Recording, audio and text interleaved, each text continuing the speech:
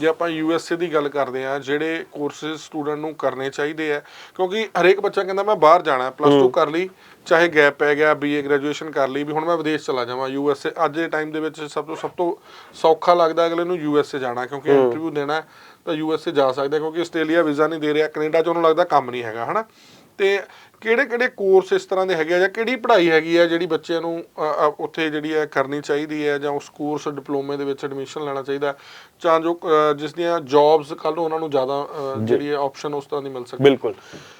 अगर कोई भी बच्चा USA जा रहा है, सबसे पहले जो हमने बात की भाजी, आपने क्वेश्चन पूछा डिप्लोमा, वो तो बिल्कुल काट दो कि USA में जाने के लिए आपने किसी डिप्लोमा के ऊपर जाना है। अगर आपने USA में जाना है तो आपको 4 साल की डिग्री लेनी मैंडेटरी है, डिग्री पर ही वीजा मिलेगा। सबसे पहले तो I-20 या ऑफर लेटर है, ऑफर लेटर डिप्लोमा का ले लोगे, एसोसिएट डिग्री का ले लोगे, I-20 कहाँ से लोगे?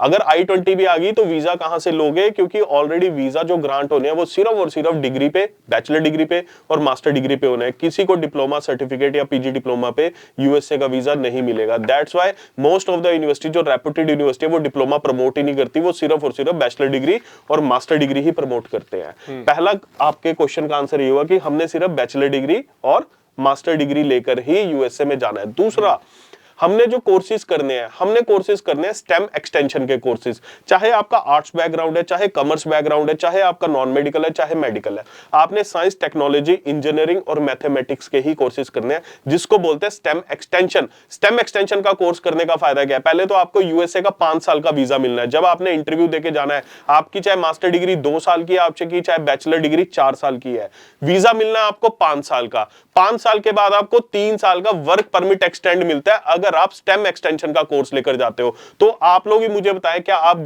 8 साल अगर आप USA में रहते हो तो क्या ग्रीन कार्ड लेना मुश्किल है? वहां पर सेटलमेंट मुश्किल है? बिल्कुल मुश्किल नहीं है। पक्की नौकरी ढूंढनी मुश्किल नहीं है। जब आप एक USA के रेपुटेड यूनिवर्सिटी की डिग्री ले लोगे, आपको पक्की नौकरी भी जरूर मिलेगी। सो ये आपके दूसरे क्वेश्चन का आंसर है कि कौन से कोर्सेज लेकर जाने चाहिए। आई गेस हमें स्टेम एक्सटेंशन के साथ जाना है।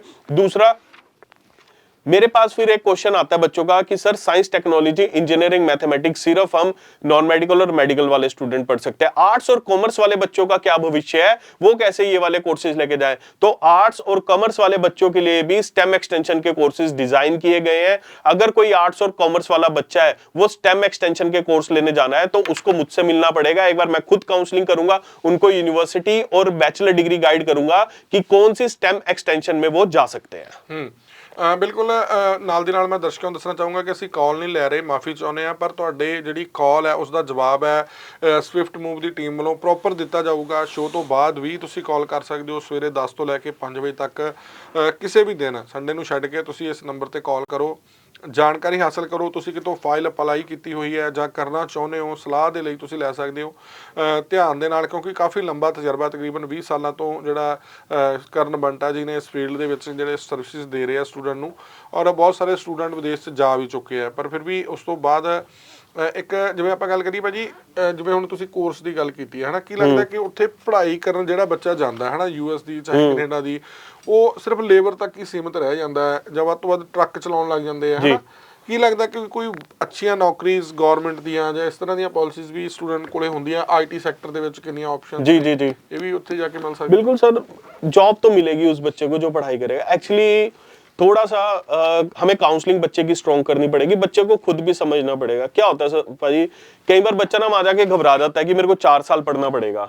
बच्चा हड़बड़ाहट में ना कॉलेज चेंज कर लेता है और 2 साल की डिप्लोमा या एसोसिएट डिग्री में चला जाता है। वहां पर जाकर नुकसान क्या होता है, जब बच्चे ने नौकरी पे जाना है ना, फिर नौकरी के टाइम पे उसको बैचलर डिग्री वाले के साथ लड़ना है। जिस बच्चे के पास तो बैचलर डिग्री है उसको प्रेफरेंस मिलेगी नौकरी की। जिस बच्चे के पास डिप्लोमा है, जिसने अपनी यूनिवर्सिटी चेंज करनी है, क्या उसको प्रेफरेंस मिलेगी नौकरी की? नहीं, उसको हमेशा लड़ना पड़ेगा बैचलर डिग्री वाले के साथ। फिर उसके बाद दूसरा तरीका क्या है, कोई लेबर वाली जॉब या कोई लेबर वाला काम कर ले ताकि उसकी अर्निंग ना रुके, क्योंकि घर भी पैसा भेजना है, माँ बाप ने कर्जा लेकर भेजा है, माँ बाप ने जमीन गहने की है, कुछ बेचा है, किस तरह बेचा है, वो भी उस बच्चे के ऊपर प्रेशर होता है। वहां पे पढ़ने का भी प्रेशर होता है बच्चे के ऊपर। सो इस प्रेशर को कम करने का एक और तरीका है। वो क्या तरीका है? आप US से जाओ, सरकारी कॉलेज या सरकारी यूनिवर्सिटी में पढ़ लो, जहां पर फीस आपकी 12 से 15 हजार डॉलर हो, और ऐसी लोकेशन चूज कर लो USA की जो लिविंग एक्सपेंसेस है वो 20 हजार डॉलर से ज्यादा है। पर ऐसी लोकेशन चूज कर लो ना जहां पे सिर्फ 8 से 9,000 डॉलर आपके लिविंग एक्सपेंसेस हो, आपका खर्चा ही कुछ नहीं रह गया, कमाई के साधन बढ़ गए, लिविंग एक्सपेंसेस कम हो गया, फीस कम होगी, तो 4 साल की डिग्री कर लो या 2 साल का डिप्लोमा करो, आपकी सेटलमेंट तो इजी है।